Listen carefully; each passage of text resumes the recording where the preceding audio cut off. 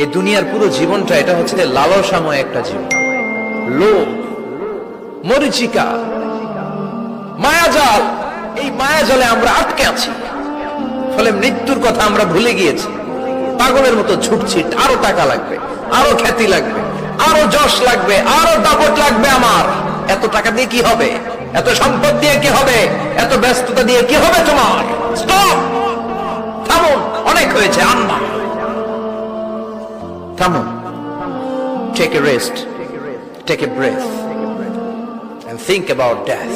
Think that you have to go back to your Lord. একটু বসেন না, একটু ভাবেন যে আমাকে চলে যেতে হবে, চলে যেতে হবে। এই কোলাহল, এই ব্যস্ততা, এগুলো থাকবে, থাকবো না আমি।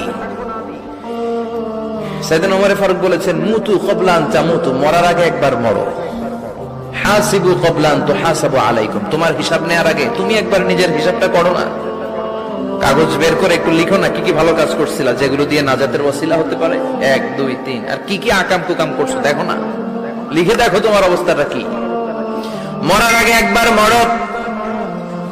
মরার আগে খাটের মধ্যে শুয়ে শটান করে চোখ বন্ধ করে একবার মরার ভান করে দেখেন কেমন লাগে। চোখটা বন্ধ করেন আর ভাবেন আপনি নাই, কি কি হতে পারে ভাবেন।